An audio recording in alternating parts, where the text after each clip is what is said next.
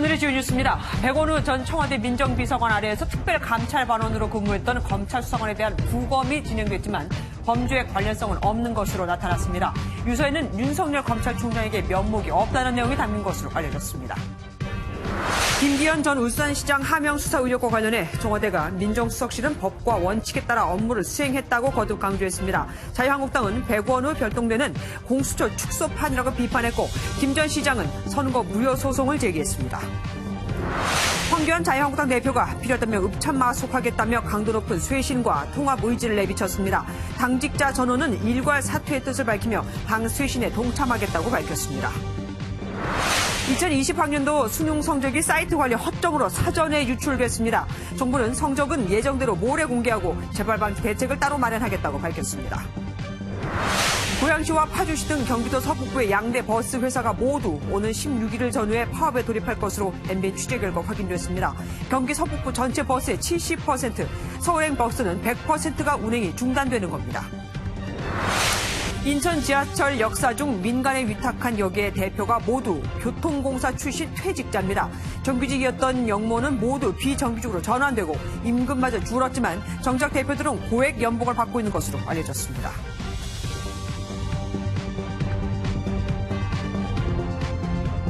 어제 숨진 채 발견된 청와대 민정수석실 특별감찰반원 출신 검찰 수사관에 대한 부검이 진행됐습니다. 수사관이 남긴 9장의 메모엔 윤석열 검찰총장에게 면목이 없다는 내용이 담긴 것으로 알려졌죠. 아무래도 친정인 검찰과 실제 몸담고 일했던 청와대 사이에서 고민을 많이 했던 듯 싶습니다. 먼저 손기준 기자가 보도합니다. 백원우 전 청와대 민정비서관 아래서 특별감찰반원으로 근무했던 검찰 소속 A 수사관에 대한 부검이 오늘 진행됐습니다. 경찰은 법원에서 부검영장을 발부받아 국립과학수사연구원에서 A 수사관에 대한 부검을 실시했고 이후 특이한 외상이 보이지 않는다는 부검위의 구두소견이 나왔습니다. 하지만 경찰은 2주 뒤에 최종 부검 결과가 나올 때까지 A 수사관의 명확한 사망 원인을 밝힐 방침입니다. A 수사관이 숨진 채 발견된 서울 서초동 지인의 사무실에선 A4 용지 9장 분량의 자필 메모도 발견됐습니다. 이 메모는 A 수사관이 작성한 것으로 가족과 지인들에게 남긴 마지막 당부가 담긴 것으로 알려졌습니다. 그중엔 윤석열 검찰총장을 언급한 내용도 포함됐는데 A 수사관은 윤 총장에게 면목이 없지만 우리 가족을 배려해주기 바란다는 취지의 메시지를 남긴 것으로 전해졌습니다. 이를 두고 검찰 안팎에서는 민정수석실 파견 기간에 벌어진 김기현 첩보 사건에 자신이 연루되면서 검찰 수사까지 받게 된 점을 염두에 둔 발언이라는 해석이 나오고 있습니다. A 수사관은 지난달 울산지검에서 한 차례 조사를 받았고 어제 서울중앙지검에 참고인 신분으로 출석할 예정이었습니다. MBN 뉴스 송규준입니다. 빈소는 검찰청사 인근에 있는 서울 서초구의 한 병원 장례식장에 마련됐습니다. 윤석열 총장이 올 가능성도 있다 싶었는데 실제로 조금 전에 조문을 다녀갔습니다. 민주수 기자가 보도합니다. A 수사관의 빈소는 오늘 오후 2시 서울 성모병원 장례식장에 마련됐습니다. 장례식장에는 빈소가 차려지기도 전부터 고인을 찾는 조문객과 취재진이 몰렸습니다. 빈소 앞에는 경건한 조문을 위해 촬영과 취재를 삼가달라는 문구가 내걸리기도 했습니다. A 수사관은 이명박 정부와 문재인 정부 2차례 걸쳐 청와대 민정수석실에 파견되기도 했습니다. 올해 2월 파견을 마치고 난 뒤에는 동부지검으로 돌아와 근무해 왔습니다. 검찰은 고인이 최근까지도 헌신적으로 근무해왔고 고인의 사망에 대해 한 점의 의문이 없도록 철저히 규명할 예정이라고 밝혔습니다. 대검과 지검 등 검찰 관계자들의 발걸음이 이어지는 가운데 늦은 오후 윤석열 검찰총장도 조문해 애도의 뜻을 밝혔습니다. 고인의 발의는 모레 오전 10시 반에 진행될 예정입니다. MBN 뉴스 민지숙입니다. 이른바 청와대 하명 수사 의혹과 관련해 검찰이 서초경찰서를 전격 압수수색했습니다. 유품을 확보하기 위한 겁니다. 또한 백원우 전 비서관 밑에서 별도로 일했다고 알려진 특감반원은 2명이었죠.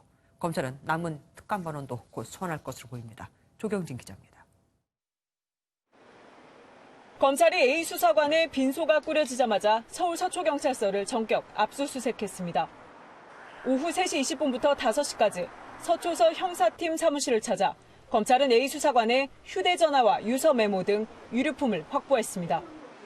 검찰은 극단적 선택을 한 서울 동부지검 소속 수사관 A씨의 사망 원인과 청와대 하명 수사 의혹 등을 밝히는데 휴대전화 등이 필요하다고 보고 영장을 받아 압수수색에 나선 것으로 전해졌습니다.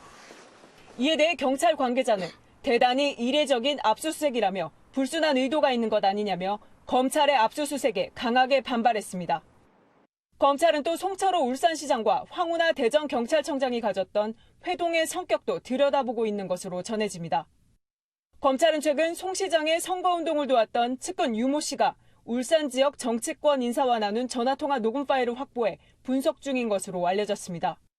황 청장은 MBN과의 전화통화에서 아직 검찰로부터 소환 통보를 받은 바 없다면서 송 시장과 만났던 것은 익히 알려진 사실인데 검찰이 온갖 시나리오를 써서 몰아가고 있다며 입장을 전했습니다. A 수사관과 함께 일명 백원우 특감반에서 근무한 경찰 출신인 또 다른 특감반원 비총경 소환 조사도 이르면 주말쯤 임박한 것으로 전해집니다.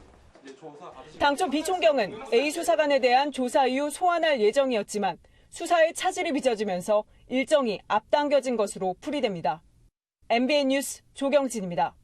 감찰 반원의 사망으로 청와대, 검찰 양쪽 다 부담스러워졌죠. 청와대는 김기현 전 울산시장에 대한 하명 수사 의혹은 사실이 아니라고 재차 밝혔습니다. 검찰도 별건 수사를 통해 압박한 사실이 없다고 강조했습니다. 정광재 기자입니다.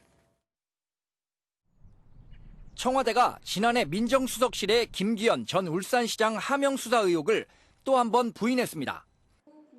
고민정 청와대 대변인은 당시 민정수석실은 법과 원칙에 따라 업무를 수행했을 뿐 김 전 울산시장 사건에는 전혀 관여한 바가 없다고 설명했습니다.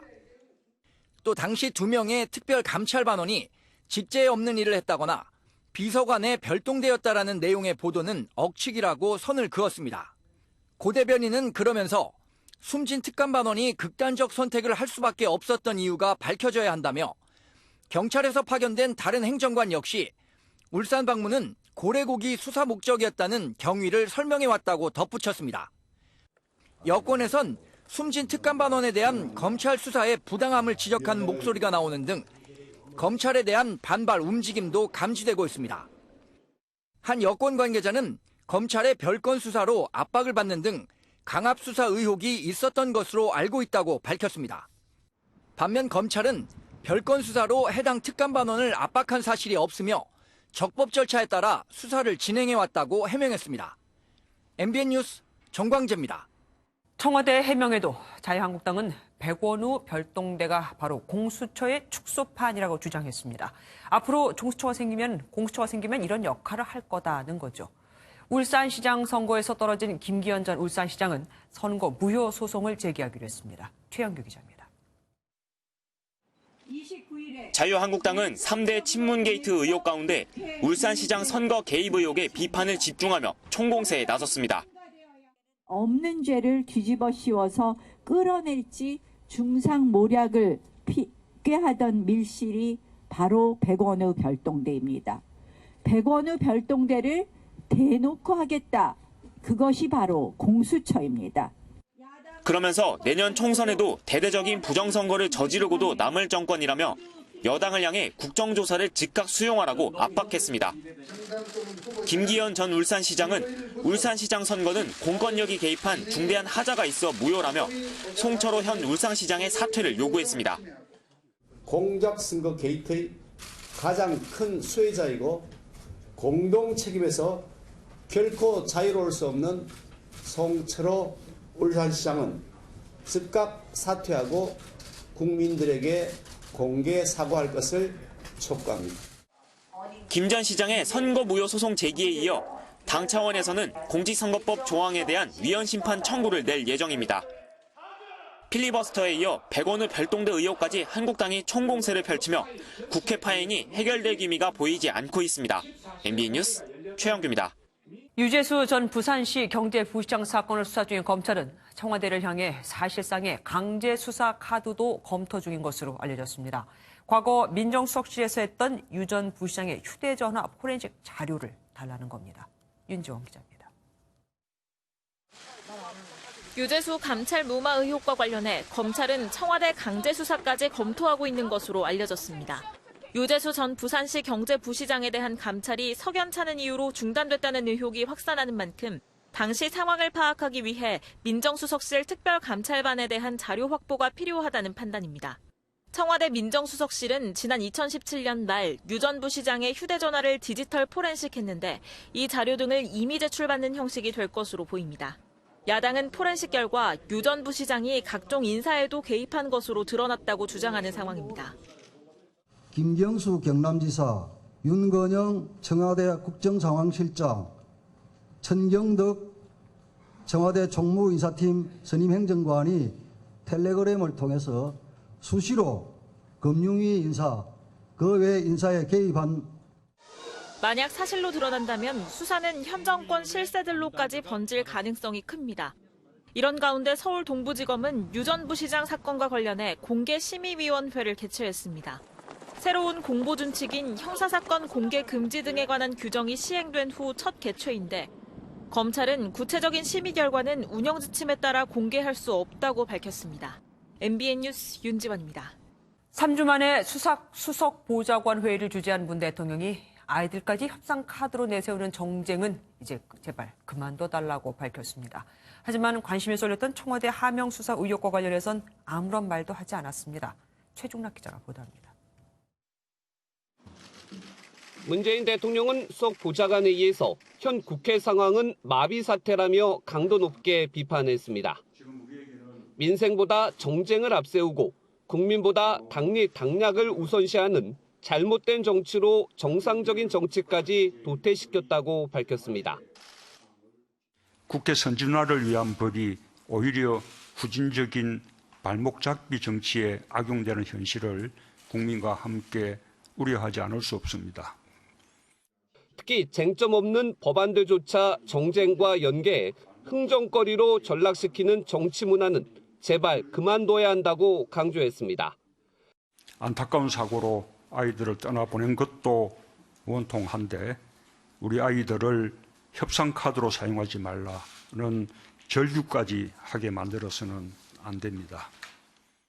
자유한국당의 무차별 필리버스터 신청으로 민식이법 등 민생 법안조차 통과되지 못한 상황을 지적한 것으로 풀이됩니다. 그러면서 국민이 걱정하는 국회가 아니라 국민을 걱정하는 국회로 돌아와 주길 간곡히 당부드린다고 말했습니다. 문 대통령은 그러나 관심이 쏠렸던 청와대 하명수사 의혹과 관련한 입장은 밝히지 않았습니다. 아직은 수사가 진행 중이라는 판단이 작용한 것으로 보입니다. MBN 뉴스 최종락입니다. 황세모, 이도저도 아닌 행보에 황교안 자유한국당 대표에게 붙었던 별명이죠. 이번엔 좀 다른 모습을 보여줄까요? 황 대표가 강력한 당 쇄신 의지를 밝혔거든요. 그리고 이 말이 나오고 5시간도 채 되지 않아 한국당 당직자 전원이 일괄 사퇴했습니다. 황 대표에게 힘을 실어준 겁니다. 전정인 기자입니다. 단식 중단 후 당무에 복귀한 황교안 자유한국당 대표. 황 대표는 청와대 농성 텐트 앞에서 최고위원회를 열고 필요하면 읍참 마속하겠다며 강력한 쇄신과 보수 통합 의지를 내비쳤습니다. 특히 통합을 구체적인 실천에 옮겨야 할 때라며 탄핵의 강을 건너자고 제안한 유승민 의원의 3가지 통합 조건에 대해서도 자신의 생각과 다를 바가 없다고 강조했습니다. 단식 이전의 자유한국당과 그 이후의 자유한국당은 확연히 달라질 것입니다. 동조 단식에 나섰던 정미경 신보라 최고위원은 황 대표의 만류에 단식을 중단하고 병원으로 향했습니다. 황 대표의 당 쇄신 목소리가 나온 지 5시간 만에 한국당 당직자 35명은 일괄 사퇴 의사를 밝혔습니다. 이에 따라 박맹우 사무총장을 비롯해 추경호, 김도읍 의원 등 황 대표 측근들이 대거 퇴진했고 새 사무총장의 박완수, 비서실장에는 김명현 등 초재선 의원들이 집중 배치됐습니다. 보다 젊은 연령대의 당직자, 초재선 의원을 중용하여 당에 활력을 불어넣고자 하였습니다. 국회가 벼랑 끝 대치를 이어가는 가운데 황교안 대표가 복귀하자마자 쇄신과 통합에 속도를 내면서 향후 행보에 관심이 쏠리고 있습니다. MBN 뉴스 전정인입니다. 자유한국당의 필리버스터 전략을 넘어설 대책을 찾고 있는 더불어민주당. 가장 유력한 카드는 짧은 회기의 임시국회를 여러 번 열어서 선거법 개정안 등을 처리하는 겁니다. 이른바 살라미 전법이죠. 김도현 기자입니다. 민주당은 더 이상 한국당에 끌려다니지 않겠다며 마지노선을 제시했습니다. 자유한국당이 현재의 필리버스터 신청을 공식적으로 철회하고 비쟁점 법안에 대한 필리버스터를 신청하지 않고 국회를 정상적으로 운영하겠다는 공개 약속을. 태도 변화가 없으면 한국당을 뺀 야당과 4+1 공조로 국회를 정상화하겠다고 압박했습니다. 자유한국당을 제외한 모든 정당과 정치 세력이 연합해서 국회를 민주적으로 운영하고 또 정상화할 수 있는 방안은 얼마든지 열려 있습니다. 당내에선 사흘 정도 짧은 회기에 임시국회를 여러 번 열어 법안을 처리하는 이른바 살라미 전술을 고려하는 것으로 알려졌습니다. 한국당이 필리버스터를 신청하더라도 정기국회가 끝나면 자동 종료되고 임시국회를 열어 야당과의 공조로 법안을 처리할 수 있기 때문입니다. 이 경우 한국당의 필리버스터를 무력화하면서 민주당이 주력하는 선거법 개정안 등을 처리할 수 있다는 판단입니다.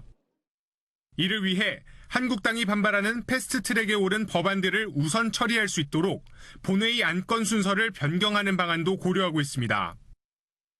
다만 이 경우 문희상 국회의장의 결단이 필요하고 민생 법안을 외면했다는 비판에 직면할 수 있다는 지적도 나오고 있습니다. MBN 뉴스 김도형입니다. 바른미래당 윤리위원회가 신당 창당을 주도하는 유승민 의원과 오신환 원내대표에게 당원권 정지라는 중징계를 내렸는데 징계 결정 이후 첫 최고위원회의가 열렸습니다. 예상대로 오 원내대표가 결정에 따를 수 없다. 계속 원내대표직을 수행하겠다고 반발했고 당권파 안에서도 신중치 못했다는 평가가 나왔습니다. 권영봉 기자입니다. 바른미래당 윤리위원회가 유승민 의원과 오신환 원내대표 등 4명에 대해 당원권 정지 1년이라는 중징계를 내린 뒤 열린 당 최고위원회의. 손학규 바른미래당 대표는 윤리위원회의 결정에 대해 유감이라면서도 존중한다고 밝혔습니다. 원내대표직을 수행할 수 없게 된 것은 커다란 유감입니다. 당은 이에 대해서 아무런 간섭을 할 권한이 없습니다. 그러자 회의에 참석한 당권파 김관영, 최이배, 임재훈 의원을 중심으로 윤리위원회의 결정은 신중하지 못했다는 지적이 빗발쳤습니다.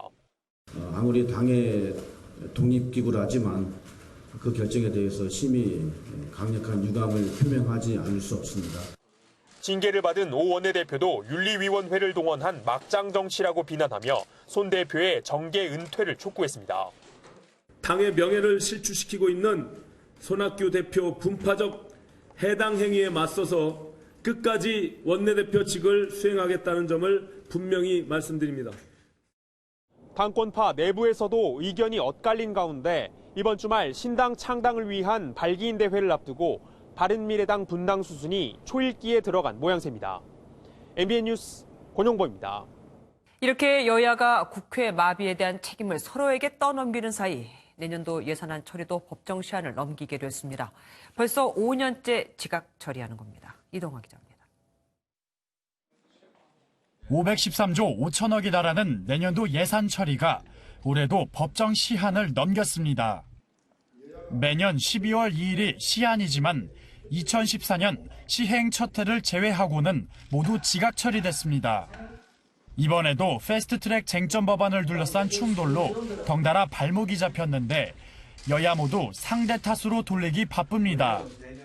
자유한국당이 근거도 없고 합리적이지도 않은 200여 개 되는 필리버스터 그걸 철회하고 취소해야만이 그래야 실질적인 대화가 가능하겠다. 민주당은 내년도 예산안마저 정치적 공세 수단으로 이용하여 심의를 거부했습니다. 무책임의 극치를 보여주는 초유의 사태가 발생하였습니다.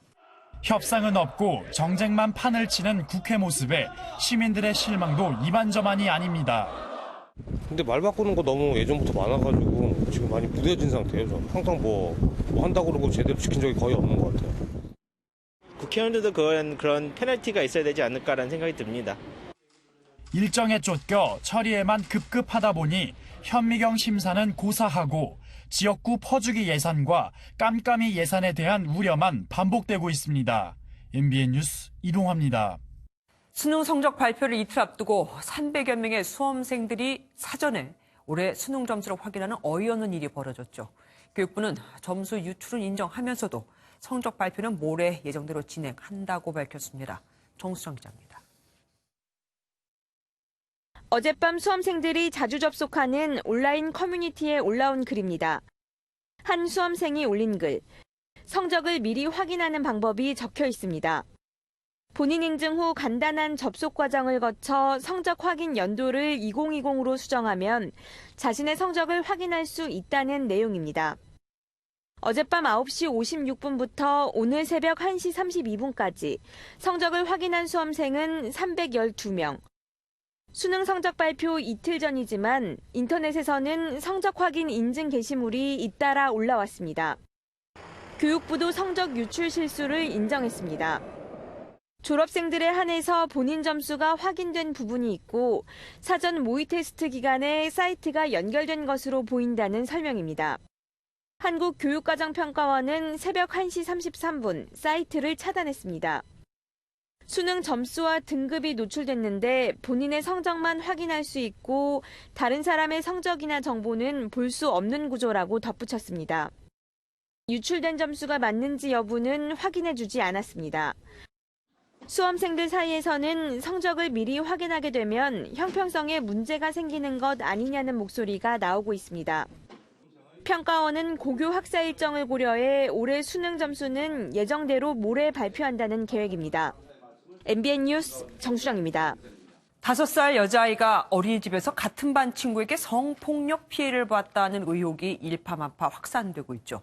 그런데 소관부처인 보건복지부 박능후 장관이 발달 과정에서 나타나는 자연스러운 모습일 수 있다고 해 논란에 불을 붙였습니다. 이재호 기자가 취재했습니다. 한 온라인 커뮤니티에 올라온 부모의 글입니다. 5살 딸이 같은 어린이집 남자아이한테서 성폭력 피해를 받다며 울분을 토합니다. 소년법에 관련해서 이제 형사적 처벌이나 이런 것들을 갖지 않게 되다 보니까 그런 사태가 벌어진 것 같은데. 이런 와중에 박능후 보건복지부 장관이 국회 보건복지위에 출석해 한 말이 파문을 일으키고 있습니다. 박 장관은 발달 과정에서 일어날 수 있는 자연스러운 일이다. 어른이 보는 관점에서 성폭행으로 봐서는 안 된다라고 말했습니다. 이에 대해 인터넷에서는 박능후 장관의 발언이 신중치 못했다는 비판글이 잇따라 올라왔습니다. 청와대 국민청원 게시판에는 대책 마련을 촉구한 피해 여아 아버지의 청원에 이미 13만 명이 동참했습니다. 어린이집 CCTV는 정상적으로 작동하지만 해당 장면이 담겨 있는지는 확인되지 않았습니다. MBN 뉴스 이조입니다. 고양시와 파주시 등 경기 서북부와 서울을 오가는 양대 버스 회사가 공교롭게도 같은 시기에 파업에 들어갈 계획인 것으로 확인됐습니다. 지난달 명성운수 홀로 파업을 했을 때도 상당히 불편했었는데 이번엔 광역버스가 전부 다 멈춰설 수도 있는 겁니다. 손하늘 기자가 단독 보도합니다. 경기 고양시 버스의 대다수를 차지하는 명성운수입니다. 지난달 일주일 동안 파업을 벌이면서 관광버스의 관용차까지 긴급 수송에 나서는 등 큰 혼란을 빚었습니다. 기다리다가 굉장히 많이 걸려서 시간이 걸려가지고 안 되겠어서 한참 걸어서 타고 나간 일이 있었고 말도 못하게 혼란을 겪었습니다. 그런데 파주시 버스의 대다수를 차지하는 신성교통 또한 노사협상이 결렬돼 쟁의 조정에 들어간 걸로 확인됐습니다. 신성교통이 파업에 돌입하면 이곳 차고지에 있는 21개 노선 240대 버스가 멈춰서게 됩니다. 임금의 차이가 상당히 많이 있죠. 일단 조정은 받아보고 노사가 서로 의견이 엇갈리면은 그때는 파업을 하든 차를 세우든. 문제는 파업 시기입니다. 신성교통에 대한 쟁의 조정이 결렬되면 곧바로 파업이 예상되는데 공교롭게도 명성운수 노조가 파업에 재돌입한다고 예고한 날짜와 겹칩니다. 경기 서북부 전체 버스의 70%, 서울행 버스로만 보면 100%가 운행 차질을 빚게 되는 겁니다. 운행 재개를 했지만 임금 교섭이라든지 쟁점 사항에 대해서는 사측과 이견에 좁혀지지 않고 있는 그런 상태입니다. 이처럼 버스 연쇄 파업이 임박한 건 가뜩이나 적은 기사들의 임금이 주 52시간 제한 때문에 더 줄어들었기 때문입니다. 노사가 제시한 임금 인상폭 차이가 워낙 커 협상은 진전을 보지 못하고 있습니다. 이제 생산성이 낮은 산업에서는 근로시간을 길게 가져가지고 수입을 내는 게 현실인데 52시간제 근로 규제가 현실적으로는 소비자들이 부담해주는 수밖에. 이 지역 또 다른 업체도 파업 논의에 착수하는 등 버스 파행은 더 확산할 전망입니다. MBN 뉴스 손하늘입니다. 지난 1월 직장 내 괴롭힘을 견디다 못해 극단적인 선택을 한 서울의료원 고 서지윤 간호사 기억하십니까? 혁신안이라는 게 발표됐는데 책임자 처벌이라든지 재발 방지를 위한 알맹이는 쏙 빠졌습니다. 뭘 위한 건지 잘 모르겠습니다.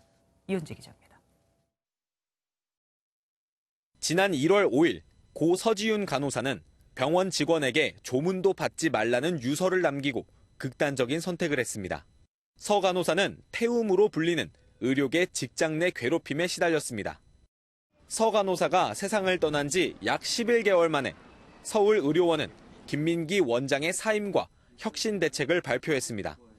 직장 내 괴롭힘 방지를 위한 표준 매뉴얼 개발, 사건 조사 기능을 갖춘 감정노동보호위원회 신설 등이 담겼습니다. 하지만 알맹이는 쏙 빠졌습니다. 서 간호사를 괴롭혀 죽음으로 내몬 책임자 처벌 등 실질적인 재발 방지 대책은 어디에도 없습니다.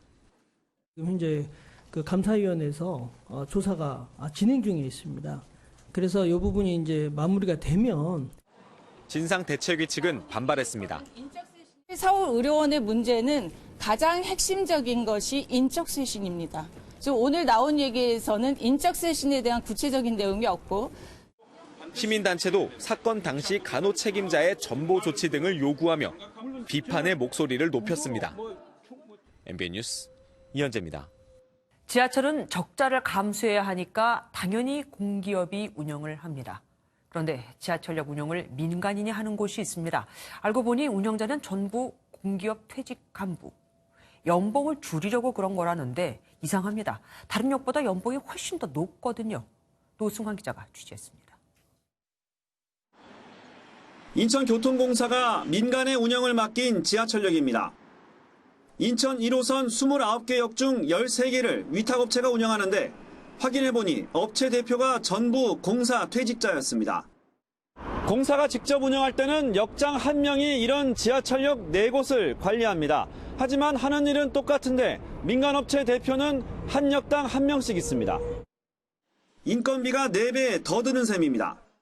공사가 운영하면 수익금이 지하철에 재투입되지만 위탁역은 대표 개인이 가져갑니다. 연봉이 1억 원에 육박한다는 증언도 나옵니다. 대략적으로 연봉 1억 정도는 가져가고 계시다고 봅니다. 본인들이 퇴직 전 급여와 비슷하게 받아야 한다라고 주장을 하고 있기 때문에. 반면 본래 정규직인 역무원은 모두 비정규직이 됐고 월급도 15% 이상 적습니다. 인천교통공사는 이딴 비판에도 손을 놓고 있습니다. 법률을 위반하는 사항이 좀 발생을 합니다. 저희가 개입을 못하게끔 돼 있기 때문에. 인천보다 지하철이 많은 서울과 부산에는 위탁역이 없고 다른 대도시에서는 비정규직, 정규직 전환이 추진 중입니다. MBN 뉴스 노승환입니다. 저출산 때문에 문을 닫는 학교가 현재 전국에 4,000곳에 육박합니다. 이 중 400곳은 대책 없이 방치되는 바람에 문제도 심각합니다. 심지어 이렇게 아무도 안 써도 관리비는 또 다 나갑니다. 심우영 기자가 취재했습니다. 민속 자료들이 전시된 박물관입니다. 3년 전 폐교한 초등학교를 한 교육자가 교육 공간으로 탈바꿈시켰습니다. 마을 주민들 거의 100%가 두 손들어 환영을 해주시고 저 또한 박물관의 목적도 있지만은 이 마을을 함께 발전하는 쪽으로 생각을 하고 있기 때문에. 이번엔 지난 2000년 폐교된 경북 안동의 한 초등학교 분교를 가봤습니다. 우거진 숲을 탓에 한낮에도 을씨년스럽고 건물 곳곳이 당장이라도 무너질 것만 같습니다. 애들 울고 애들 밤에 막 나쁜 짓 할 수도 있고 비행 청소년도 될 수 있고 위험하지. 경북 구미의 또 다른 폐교입니다. 운동장엔 모래 대신 잡초만 무성하고 이 낡은 학교 건물은 곳곳이 깨진 채 버려져 있습니다. 이처럼 문을 닫은 학교는 해마다 늘어 전국적으로 3,700여 개, 미활용 폐교만 400개에 이릅니다. 폐교 관리에 드는 예산은 경북도에서만 3억 원, 전국적으로 수십억 원입니다. 지금 이제 임대나 활용이 제일 안 되는 부분들은 좀 교통이 오지 있지 않습니까? 인구도 적고 도민들 동의를 최소한 절반 이상 받아와야 임대를 해줍니다. 애물단지 폐교를 주민복지시설로 재탄생시킬 방안이 필요해 보입니다. MBN 뉴스 심우영입니다. 보통 자동차 살 때 대리점에 가서 직접 상담받고 비교를 해보고 사는 게 일반적이죠. 요즘은 자동차도 집 안에서 홈쇼핑합니다. 카톡으로도 구매가 가능하다고 하네요. 이혁근 기자가 취재했습니다. 홈쇼핑 스튜디오에 등장한 차량. 방송용 소품이 아니라 판매되는 상품입니다. 홈쇼핑에서 국산차가 판매되는 건 이번이 처음입니다. 렌터카 방송이 아니고요. 저희가 차량 판매 방송. 1시간 방송에 몰린 주문 전화만 1,200여 건으로 업체의 예상치를 뛰어넘은 수치입니다. 방송을 통해 구매하면 10만 원의 추가 할인을 받을 수 있다는 홈쇼핑 특유의 할인 혜택이 소비자의 눈길을 끌었습니다. 또 주부들이 차량 선택에 있어가지고 상당한 영향을 미치는 것으로 나타나고 있기 때문에 그 홈쇼핑을 통해서 제품을 홍보하는 효과와 함께 판매를 더 확대할 수 있는. 수입차 업계는 한 발 더 나아가 모바일에서도 차를 팔고 있습니다.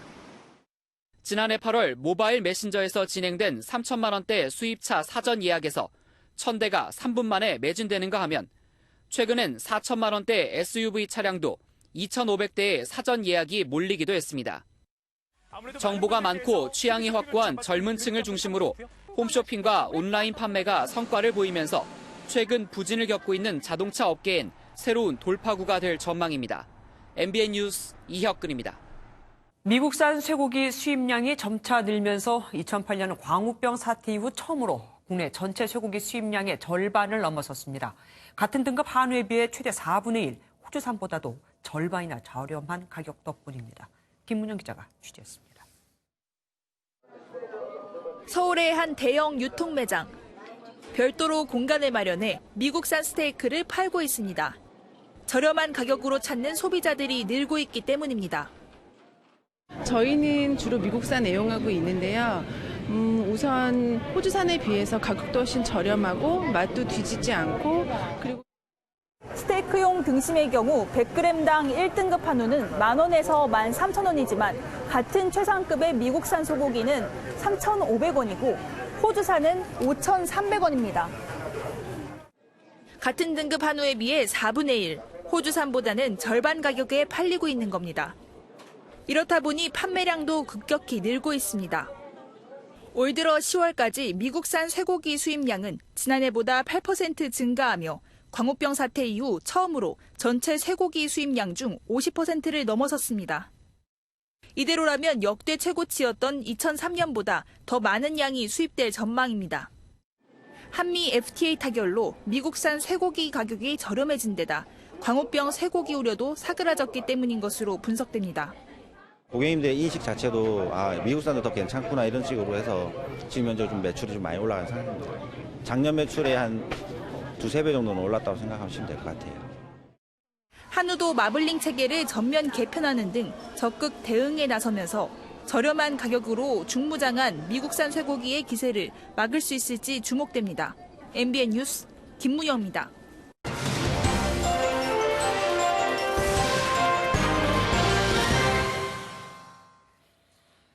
아파트에 당첨되기 위해서 연봉이 낮은 곳으로 회사를 옮긴다. 아니, 아예 퇴사를 해버린다. 무슨 말도 안 되는 얘기냐 하시겠지만 실제로 이 대한민국에서 벌어지고 있는 일입니다. 2년 전 정부는 신혼부부 특별 공급을 2배로 늘리고 주택 구입, 전세 대출 금리도 우대해주면서 새 삶을 시작하는 이들을 위한 각종 대책을 내놨습니다. 단 조건만 충족한다면 말입니다. 신혼부부 특별 공급의 기본 조건은 소득입니다. 자녀 유무에 상관없이 혼인 기간이 7년 이내여야 하고 3인 가구일 경우 전체 소득이 월 702만 원을 넘어서는 안 됩니다. 웬만한 대기업에 다니는 맞벌이 부부는 조건이 맞질 않죠. 때문에 부부 중 한 명이 직장을 관두거나 연봉이 적은 곳으로 이직을 해 외벌이 기준인 월 648만 원을 맞춘 뒤 청약을 해야 하는 겁니다. 연봉이 1,000만 원 깎여도 10년이면 1억 원, 당첨만 되면 수억 원 차익에 매년 집값은 천정부지로 오르니 결국 손해는 아니다. 그러니 직장을 옮기거나 그만둬서라도 여기 도전을 하겠다는 겁니다. 그런데 억울한 게 있습니다. 월급쟁이 신혼부부들은 이렇게 눈물겨운 노력을 해도 청약에 당첨이 될까 말까 한데 일해서 버는 소득은 별로 없이 많은 재산을 그냥 물려받은 신혼부부는 당첨 확률이 높다는 겁니다. 갖고 있는 재산은 심사 기준에 없거든요. 월급만 기준인 겁니다. 열심히 공부해 좋은 직장에 들어가고 세금도 꼬박꼬박 내면서 착실히 돈을 모아온 정직한, 착실한 젊은 부부들. 그들을 돕겠다며 소득 유지에 정책들을 쏟아낸 정부 다 좋습니다. 하지만 취지야 어떻게 됐던 간에 부작용이 있다면 하루빨리 보완해야 하지 않을까요? 정책의 성공도 실패도 모두 다 떠안아야 하는 건 다름 아닌 국민이니까요. 부모에게 받은 거 없이 그냥 열심히 일하며 살아도 소외감을 느끼지 않는 나라. 그게 지금 정부가 외쳐온 거잖아요. 뉴스초점이었습니다. 국내 최초의 민간 데이터 거래소인 KDX 한국데이터거래소가 공식 서비스를 시작했습니다. 출범 첫날 벌써 1호 데이터 거래도 이루어졌습니다. 민경현 기자입니다. 한국 최초 데이터 거래소 출범. 셋, 둘, 하나.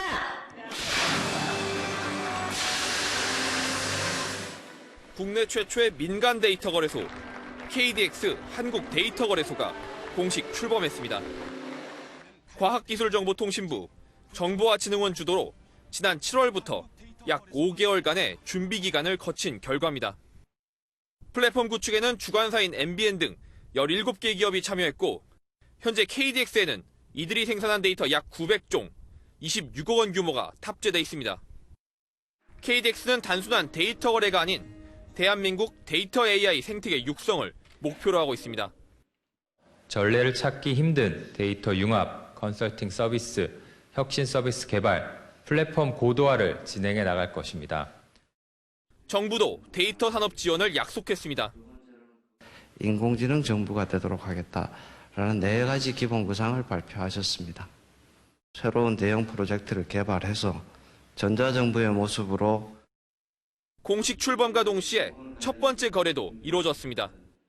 MBN이 생산한 화제 영상 데이터가 CCTV용 보안 시스템 AI를 학습시키기 위한 용도로 약 2천만 원에 판매된 겁니다. KDX는 유통 소비에 특화된 데이터를 기반으로 한국을 대표하는 글로벌 넘버원 데이터 거래소로 발전해 나갈 계획입니다. MBN 뉴스 민경양입니다. 김현철 통일부 장관이 금강산 관광 문제를 풀어나갈 해법으로 북한 원산 갈마지구 공동개발 카드를 사용할 의향을 내비쳤습니다. 문제는 유엔 대북 제재죠. 이를 일시적으로라도 면제받아야 합니다. 백길종 기자가 보도합니다. 김현철 통일부 장관은 언론 초청 토론회에서 금강산 관광 문제 해법을 조심스레 언급했습니다.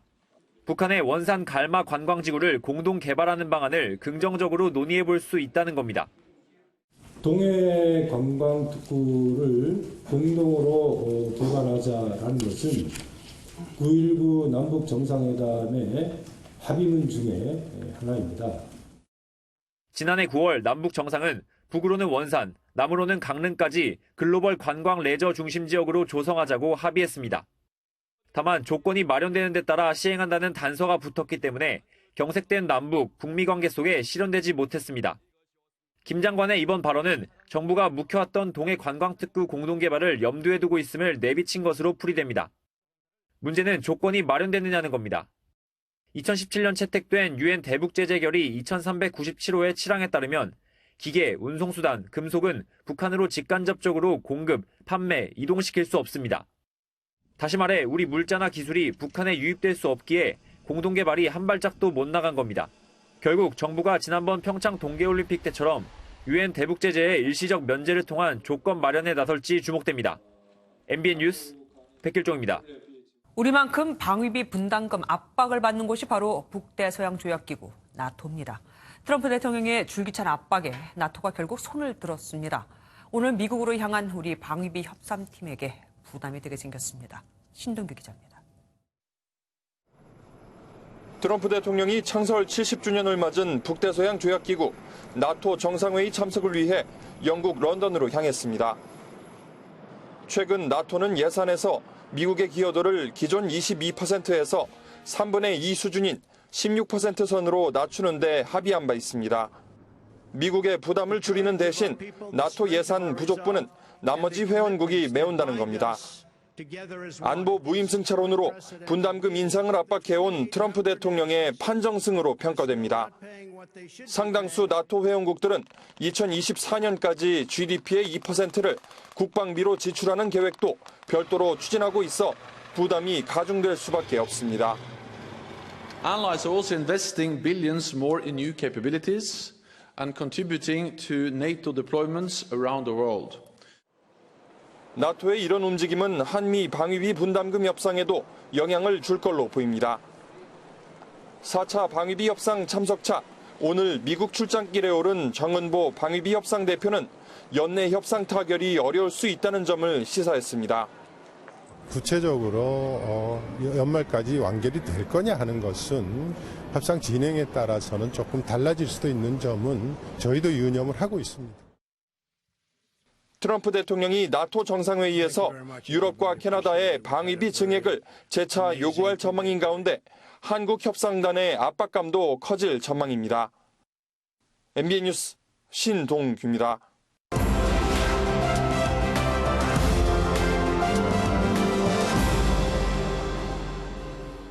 픽뉴스 시간입니다. 오늘은 윤기환 기자와 함께하겠습니다. 어서 오십시오. 네. 오늘 첫 번째 키워드는 뭡니까? 네, 첫 번째 키워드 몸짱 군인 달력입니다. 보통 소방관, 경찰 몸짱 달력은 제가 들어서 알고 있습니다. 군인이네요, 이번에. 네, 맞습니다. 화면에 지금 나온 사진이 이번에 만든 육군 몸짱 기부 달력에 실린 모습인데요. 보디빌더 아니야 이런 말이 나올 정도로 근육질 몸매의 멋진 남녀 현역 군인들을 확인할 수가 있습니다. 여성도 멋있네요. 그런데 이렇게 달력을 만든 이유가 있겠죠?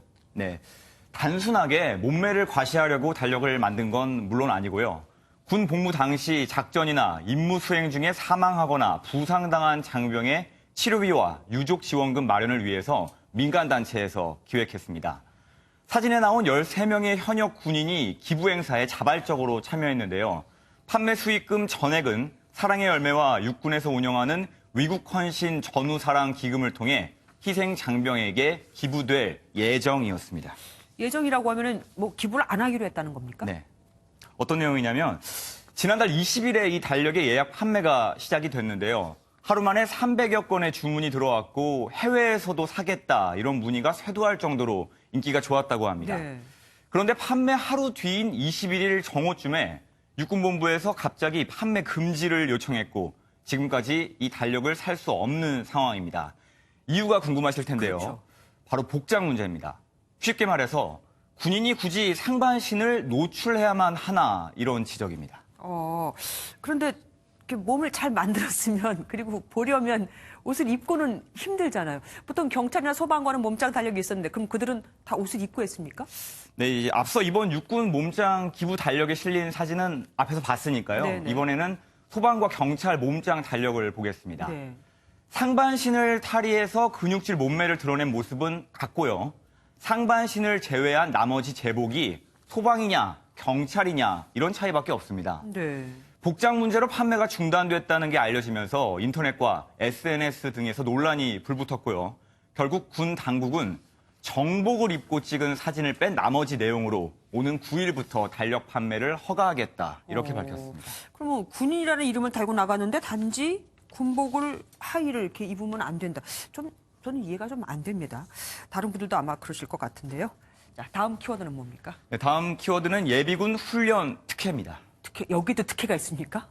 네, 이번에도 군 얘기인데요. 국가인권위원회가 예비군 훈련 보류 제도를 수정해야 한다고 의견을 국방부 장관에게 전달했습니다. 이 제도는 일부 직업이나 학생의 예비군 동원 훈련 소집을 면제해주는 제도를 말하는데요. 이 일부 직업엔 국회의원, 차관급 이상 공무원, 그리고 지자체장 등이 포함되고요.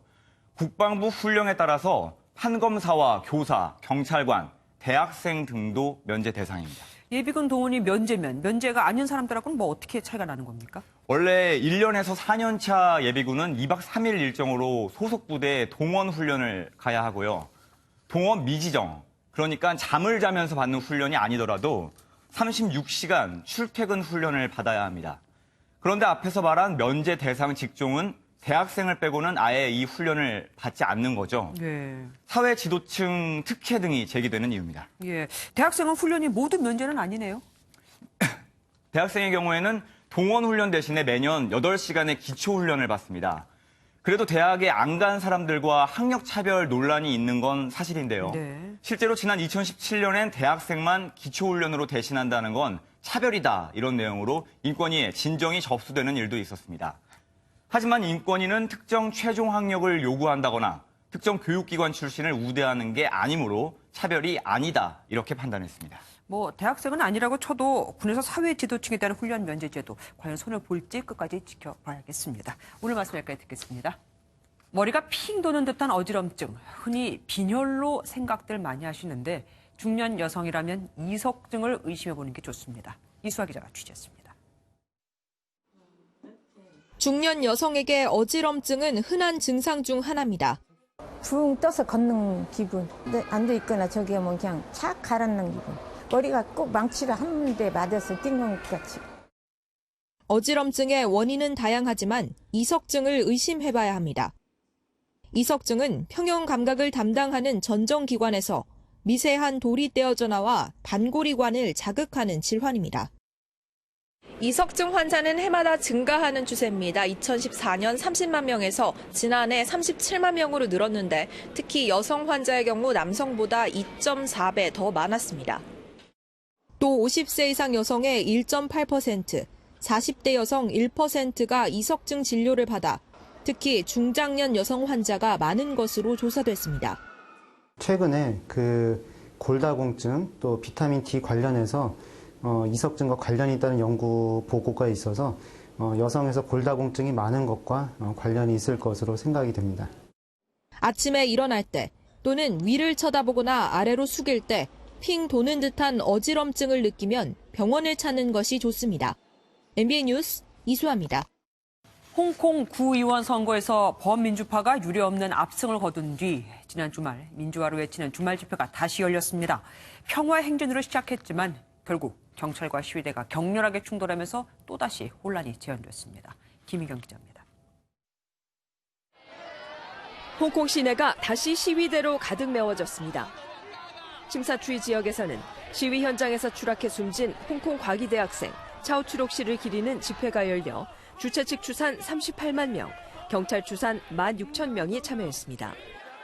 민주화 운동가 조슈아 웡도 경찰의 과잉 진압 주사를 촉구했습니다. We still need to recognize that it's still an uphill and long-term battle for us to continue our fight for free election and democracy. 일각에선 홍콩 인권법을 제정한 미국에 감사를 표하는 시위가 열리기도 했습니다. 평화롭던 시위 현장은 오후 늦게 일부 시위대가 경찰이 허용한 행진대열에서 벗어나면서 충돌로 이어졌습니다. 최루탄이 다시 등장했고 경찰은 시위자를 거칠게 연행하는가 하면 길거리에서 무차별 검문 검색을 벌였습니다. 일부 지역에서는 극심한 반중국 정서가 다시 표출돼 친정부 시민이 폭행을 당하기도 하고 편의점 등 상점이 파손됐습니다. 한 53세 남성은 시위대가 도로 위에 세운 바리케이트를 치우려다 시위자가 휘두른 하수관 덮개에 머리를 맞아 병원으로 이송됐습니다. 시위 현장에 시갯바늘이 다시 구의원 선거 전으로 돌아간 가운데 홍콩 민간전선은 오는 8일 세계 인권의 날을 맞아 사상 최대 규모의 집회를 예고했습니다. 이런 가운데 중국은 미국의 홍콩 인권법 제정 후 첫 대응 조치로 당분간 미국 군함과 함재기의 홍콩 입항을 허용하지 않기로 했습니다. MBN 뉴스 김희경입니다. 스포츠 뉴스입니다. 어제 전북의 드라마 같은 우승으로 대단원의 막을 내린 K리그. 오늘은 성대한 시상식이 펼쳐졌습니다. 최고의 별 MVP는 눈앞에서 우승을 놓친 현대의 에이스 김보경의 몫이었습니다. 전남주 기자입니다. K리그 최종전에서 포항에 패하며 우승을 눈앞에서 놓친 울산 현대의 김보경. J리그 가시와 레이솔 소속으로 울산에 1년 임대 이적한 김보경은 올 시즌 13골 9개 도움으로 22개 공격 포인트를 기록하는 등 팀 공격을 이끌었습니다. 김보경은 강력한 MVP 경쟁자였던 문선민을 따돌리고 임대 생신화를 썼습니다. 경기가 끝나고 MVP는 거의 포기한다는 생각으로 있었는데 올해는 좀 더 팀적으로 생각을 좀 많이 하고 좀 저 개인적으로 준비를 많이 하다가 보니까 이렇게 또 받을 수 있는 기회가 감독상은 전북의 통산 7번째 우승이자 리그 3연패를 이끈 모라이스 감독에게 돌아갔습니다. 모라이스 감독은 자신이 2003년부터 보좌했던 토트넘의 무리뉴 감독에게 공을 돌렸습니다. Foi com ela que eu aprendi muito aquilo que sei hoje sobre o treino e sobre a gestão de uma equipe. E essa pessoa é o José Mourinho que quero dedicar este troféu. 영플레이어상은 10골을 넣으며 팬들에게 강한 임팩트를 남긴 강원의 김지현이 차지했습니다. 투병 중에도 탁월한 지도력으로 인천을 1부 리그에 잔류시킨 유상철 감독은 올해 최고의 장면 주인공으로 선정돼 뜻깊은 상을 받았습니다. MBN 뉴스 전남주입니다. 한때는 당구 여제라 불렸죠. 결혼과 육아로 큐대를 놓았던 차유람 선수가 5년 만에 돌아왔는데요. 이제는 전공인 포켓볼이 아니라 3쿠션입니다. 바닥부터 다시 시작하는 차유람 선수를 김동환 기자가 만나봤습니다. 큐와 몸이 하나 된 듯 안정된 자세. 공을 조준하는 매서운 눈빛이 여전합니다. 세계 여자 포켓볼 1인자였던 차유람이 3쿠션으로 돌아왔습니다. 2015년 결혼과 함께 떠난 후 두 아이의 엄마가 되고 4년 만입니다. 아이들이 생기면서 제가 어느 순간 이제 과거의 사람이 되어 있더라고요. 그래서 그걸 깨닫는 순간 뭔가를 해야겠다라는 생각이 들었고. 용기를 내 다시 큐를 잡았지만 가족을 위해 해외 대회가 많은 포켓볼 대신 국내에서 할 수 있는 3쿠션을 택했습니다. 10년 넘게 다뤘는데 이제 아무리 그게 달라도 내가 적응을 못하겠어라고 했는데 3쿠션이 이렇게나 예민한 종목인 거를 몸소 지금 느끼고 있거든요. 아이들 보느라 시간은 태부족. 일반인과도 연습했지만 실전 감각이 떨어져 2대회 연속 예선 탈락했습니다. 하지만 조급하지 않습니다. 조금 더 완벽한 모습을 갖춰서 이제 시합을 나가고 싶지만 이제 또 팬분들도 워낙 이제 오래 기다리고 계시고 지금부터는 실수를 하고 좀 실패를 하더라도 이제 경험을 해야 되겠다라고. 여제의 왕관을 벗고 바닥에서 다시 시작하는 차유람. 엄마의 이름으로 두려울 것이 없습니다. MBN 뉴스 김동환입니다. 12월의 첫 월요일, 꽤 춥다고 느끼셨을 텐데요. 이번 한 주는 따뜻한 겨울 외투 챙기셔야겠습니다. 내일 아침 서울은 영하 4도까지 내려가겠고 체감 온도는 이보다 더 낮겠습니다. 낮에도 5도 안팎에 머물며 종일 춥겠는데요. 한 주 동안 추위가 계속되겠습니다. 특히 주 후반에는 서울의 아침 기온이 영하 8도까지 곤두박질 치겠습니다. 올 들어 가장 추운 날씨가 예상됩니다. 서해안 곳곳에 영향을 미치는 눈과 비구름대는 조금 더 내륙으로까지 영향을 미칩니다. 내일 충남과 전북 지역에는 대설 예비특보가 내려진 가운데 3에서 최고 8cm가량의 많은 눈이 내려 쌓이겠고요. 그 밖에 경기 남부와 충청, 호남에도 1에서 5cm, 영서 남부와 경북 북부 내륙에도 1cm 안팎의 눈이 쌓이겠습니다. 서울에서도 내일 적설이 기록될 만큼은 아니지만 눈이 날리거나 빗방울이 떨어질 수 있겠습니다. 남부 내륙에도 내일 아침 영하권에서 출발하는 곳이 많겠습니다. 대구는 영하 1도로 오늘보다 4도에서 5도가량 기온 내려가겠습니다. 내일 산지와 동해안을 따라서는 바람이 매우 강하게 불겠습니다. 이번 한 주 동안은 한파에 대한 대비가 필요하겠습니다. 날씨였습니다. MBN이 선정한 이 한 장의 사진입니다. 알코올 중독인 영국인 남성이 술을 마시고 넘어져 다친 뒤 술김에 셀카를 찍었습니다. 다음날 맨정신에 본 자신의 모습은 이렇듯 처참했고 정신이 번쩍 들었답니다. 그래서 다시 태어나기로 결심했죠. 그리고 지금은 이렇게 새 사람이 됐습니다. 인간은 자기 자신을 제일 모른다는 말이 딱 맞죠. 저도 오늘 셀카 한 장 찍어봐야겠습니다. MBN 종합뉴스 여기서 마치겠습니다. 함께해 주신 여러분 고맙습니다.